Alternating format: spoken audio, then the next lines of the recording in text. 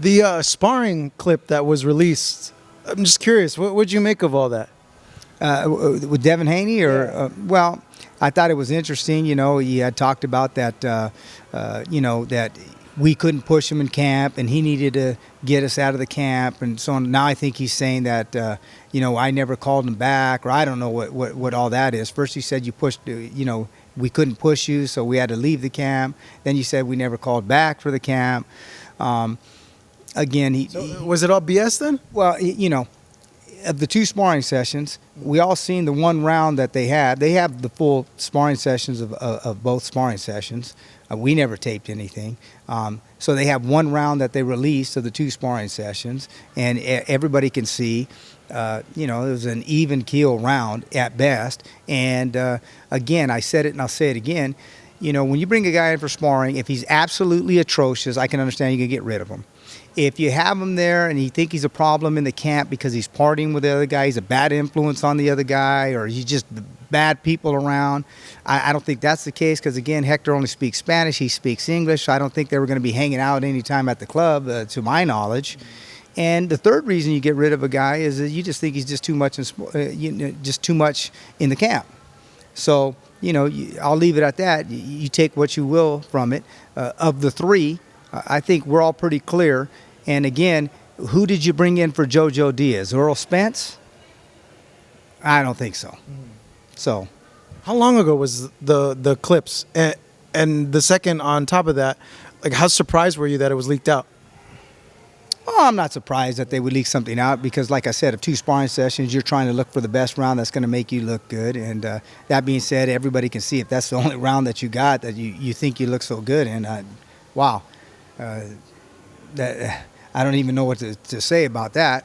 And it wasn't that long ago. It was probably within, I guess, right before he bought JoJo Diaz. So I don't know, a year, maybe a little longer. Yeah, a year and a half or something like that. So then what really happened then? You said there's only one round and they've sparred twice, and for a lot of rounds. Well, yeah, we had two different sparring sessions. The one round they showed was in the first sparring session, and then the second sparring session, obviously, they never called us back after that second sparring session. So, I mean, I'll leave it up to the people to determine what happened. You mentioned, that you guys feel that Hector's experience will play a big part in mitigating a lot of the power. Gervonta did an interview where he answered a question about Shakur Stevenson, saying like, hey, you have all that boxing, but then what happens after that when you get touched? And I felt like it was an interesting thing, like how like power could kind of equalize the experience level of someone. I think we've seen that in the past, most notably Wilder and Luis Ortiz, where Wilder in both fights lost just about every single round until he caught Luis Ortiz. Just, I guess, that dynamic, what do you make of that and how it plays into this fight? Well, I mean, obviously, anytime you have punching power, right, that's going to be the great equalizer. We all understand that. That being said, though, when you talk about Shakur sparring Gervonta, they were talking about the sparring going back and forth. I take sparring with a grain of salt. I've been in this game, 41 years, 31 in the pros. Going back to my days, watching Emmanuel Stewart in the gym and watching Joe Goosen, and we were around some great fighters. So that being said, when you talk about punching power, when you're in a sparring session, you got 16-ounce gloves. So usually, for the most part, the guy who's the better tactician, he's probably going to have a little bit better of the sparring sessions because you're taking away the best asset of the guy who's the puncher. So when you get in the real fights with those 8-ounce gloves, it's like Marcus Madonna. I used to see him sometimes sparring, and you say, wow, he didn't look too good in the sparring session. But when you get those little 8-ounce gloves on, that's a great equalizer. It's a whole different ball game. So when they were talking about, we did this in sparring, we did that in sparring, till you get the little gloves on, doesn't tell me much. I always thought this whole sparring stuff is like the dumbest thing in the world, because sparring's practice. Like, that's where you practice like all the things that you're not good at, and you're preparing. And yeah, there is times where things do get heated and you almost do go 100%. If not, you do go 100%. But it's meant to practice. So like, I don't know when this happened where like sparring became like this big old thing. Well, and you also got to take things in, like I said, with a grain of salt. I can remember the days when Robert Guerrero would be sparring Chico Corrales, and I have some film of that. And you got to see this film, man. I would love to see those sparring. I have that film. Yeah. Unbelievable. And that being said, though, you know, a guy's a world champion, another guy's not. So the guy who's not a world champion, he's taking it like it's his championship fight. The other guy's just kind of, the old dog's just kind of going through his business. You know, where are you at? Is it the beginning of the camp? The other guy's in great shape. You're not in great. There's so many different factors that go into the sparring. And again, it's 16-ounce gloves. But at the end of the day, that's why they make the fights. Sparring, the fights are the fights. Yeah. The last two opponents that Gervonta's had, you know, he's lost rounds. You know, the thing that's made the difference is obviously the punching power. With that in mind, I would imagine you guys do want to stay away from the power. Don't get in situations where Hector's open to getting maybe countered, which Gervonta's shown that he's really good at countering, so that you guys aren't in a position where, you know, you have to get touched by Gervonta. Well, obviously, you know, his punching power is, you know, second to none in those weight classes. I don't think you go, you know, in 27 fights with 25 knockouts by accident. And he fought the likes of a Pitbull Cruz, you know, and Gamboa and guys of that nature.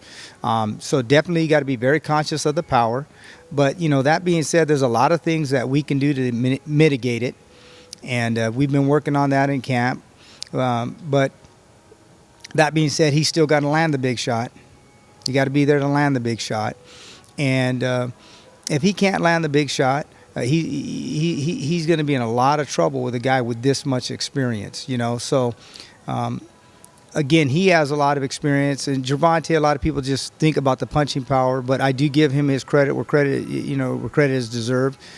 He can fight on 3 different levels. You know, he's great at feigning. He has good hand speed, and he has a plethora of amateur experience too. I think he had over 200 and some odd amateur fights, maybe close to 300 amateur fights. I don't know if it was at, you know, at the world class level with the Russians, so on and so forth, like Hector's was. But that being said, he does have a wealth of experience. He has great athleticism.